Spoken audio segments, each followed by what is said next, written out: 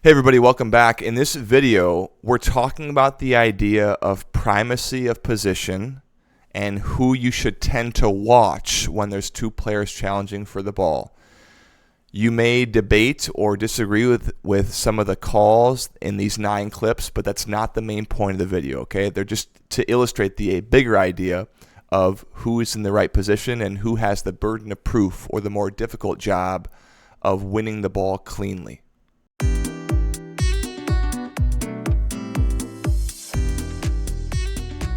Hey everybody, welcome back. My name is Steven. This is a channel that's all about soccer referee education. Welcome. I'm glad that you're here. In this video, we're going to talk about challenges from behind, fouls that are initiating from behind. These could be pushes, these could be charges, these could be, slide tackles, whatever. I've got 9 video clips here to show you from boys high school varsity soccer postseason contests. They're all obviously youth matches, in hopes that this will help you to recognize some of these fouls and get them right in your game. In our judicial system here in the United States, we have this phrase, this fundamental idea, principle that says innocent until proven guilty.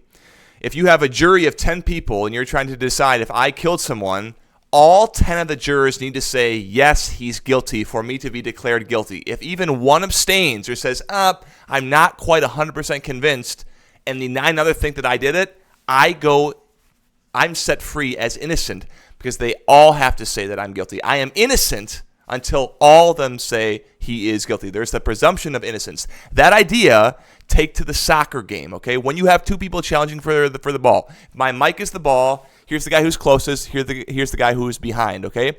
My default is to watch the guy who is furthest from the ball, who's trying to get through the guy who's right on the ball. I'm assuming the foul is coming from here. Not all the time, but a lot of the time, okay? And in this clip that I'm going to show you, which has no fouls in it, I start by watching red because he does not have primacy of position. He is trying to do the more athletic maneuver, the more skilled play. He's trying to successfully win the ball or poke the ball away without fouling white. But then something happens. About 3/4 of the way through the clip, red legally gains primacy of position. And then my attention shifts now to white, who has to, with some huge amount of athleticism, poke the ball away or gain possession while not fouling red in the process. So the more challenging the task is the person who is not in control of the ball, who has to win it, and who does not have the primacy of position, okay? So in these next 9 clips, they're going to go from no-duh fouls or lower-level fouls to increasing to fouls that are increasingly dangerous or that have increasing sanctions on them.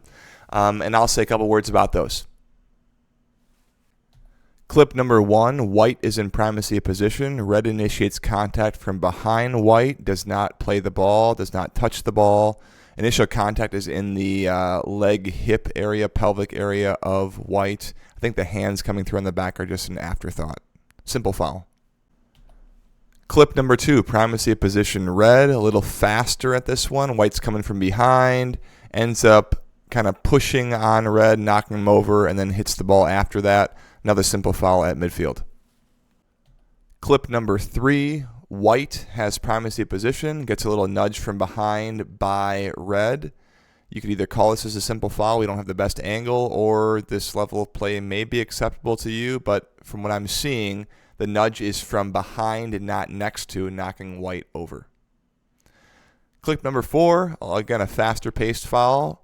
Primacy position is to red, white's chasing down, and it ends up, I think, tripping the legs of red. Red knows white is there, which is a good thing for red's safety, but he does get clipped here. 5, 2 players both going for the ball, running, and looks like we have red in primacy of position, and white is kind of jumping for the ball and looks to be a little bit behind red, not shoulder to shoulder, but kind of shoulder into the back shoulder of red, and ends up knocking him to the ground. White also makes no contact with the ball, is just going into red. Clip number 6, black has got primacy of position, is clipped from behind by white. Black is defenseless. I don't know whether or not he sees this coming, and then falls down. So simple foul, but if these things are going fast, they can get more and more dangerous because the players do not see the contact coming and cannot defend themselves. Clip number 7, primacy of position is to white. Black initiates a slide tackle from behind, makes no contact on the ball, and goes into the ankle area of white. I know this is a slower paced tackle. Guys, this is not acceptable. This is a foul all day. The ref's right there. He's on it. You could caution this. I'm not telling you what to do, but these tackles are very dangerous.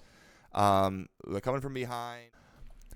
Here in clip 8, the difference is from clip 7. Red does first get a touch on the ball. So red does play the ball first, but at what cost? Red ends up tripping white. So at the expense of getting the ball, he is fouling white after he plays the ball. If you foul before, during, or after your challenge, it's still a foul. In this case, he sweeps out white's legs from behind him.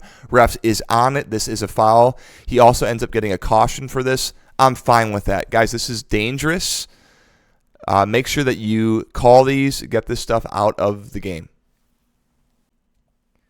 And then I saved the best for last. This is a challenge that white gives on red. Red's got primacy of position. White comes in not even challenging for the ball. I don't even know if he's looking at the ball, and throws his shoulder into the shoulder blades into the square back of red. Okay? He's late. He's thrown his body weight around. Yellow card. Go take a break, please. Okay? Guys, thanks for watching.